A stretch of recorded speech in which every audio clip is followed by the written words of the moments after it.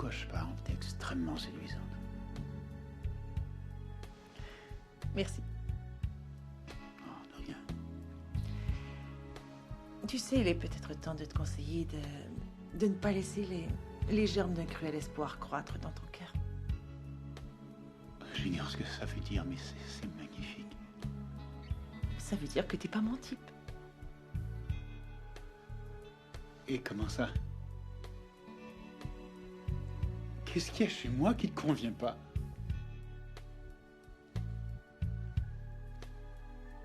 Ton pénis. Qu'est-ce que ça veut dire? Ça veut dire que je suis gay. Que je suis lesbienne. Mais il faut que tu saches qu'autrement, qu'après avoir rencontré un gars dans ton genre, je trouverais ça très difficile de ne pas plonger sous les couvertures et de nous envoyer au 7e ciel. Bonne nuit.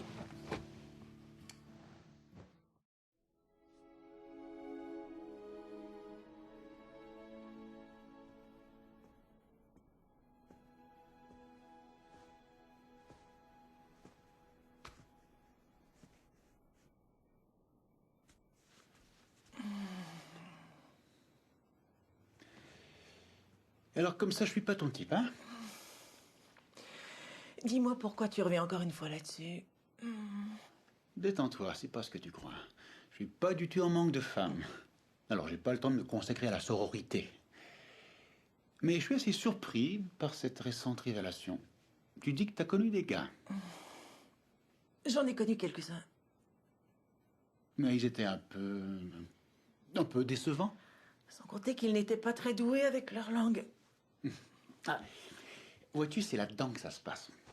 Et ces gars-là avec lesquels t'étais, on voit tout de suite qu'ils savaient pas comment cueillir les perles quand ils allaient pêcher les huîtres.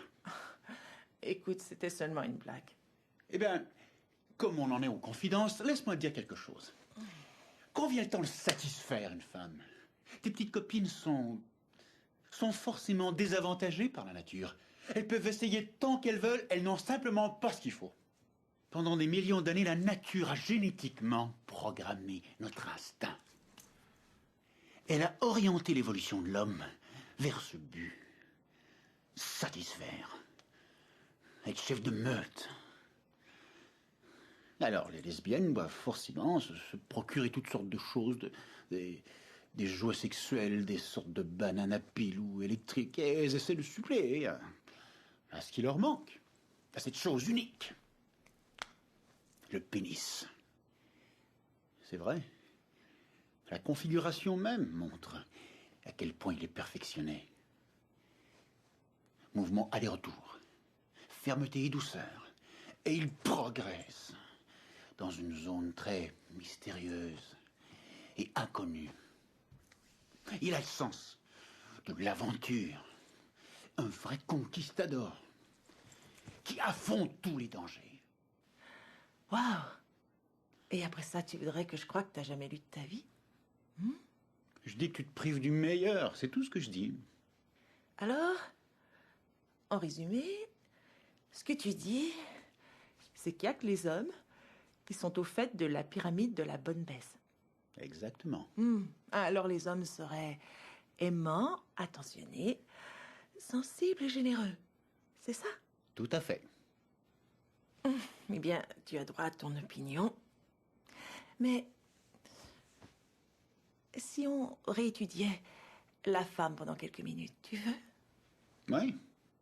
Son apparence physique, son cou, ses épaules,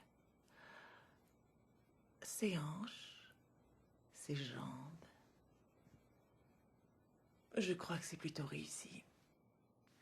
Alors maintenant, parlons de ce fameux pénis en question.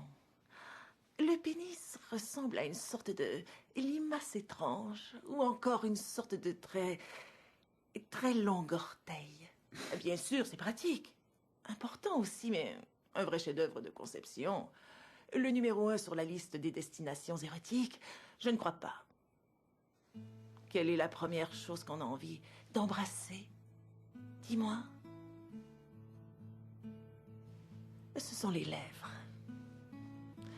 ferme, délicieuse, ravissante et séduisante, et qui encadre délicatement la bouche.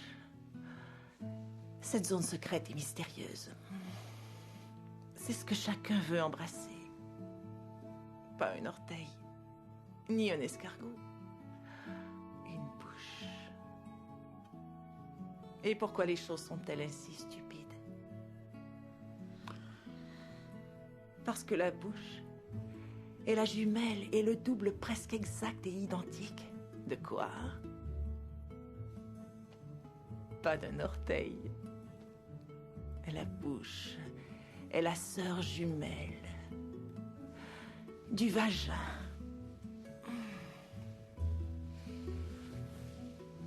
Et toutes les créatures, les petites et les grandes, cherchent cet orifice, cette ouverture, et veulent y entrer, s'y engouffrer, afin de se faire amoureusement emprisonner par ce qui est en vérité le plus puissant et le plus doux des pièges.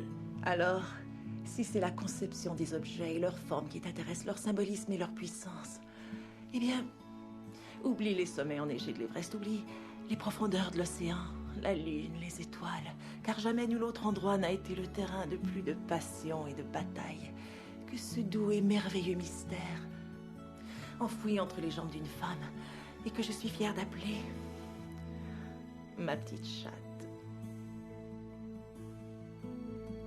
Disons que c'était ma façon de dire que ce sont les femmes qui ont en fait le corps le plus désirable. Est-ce que tu le crois? Je le crois.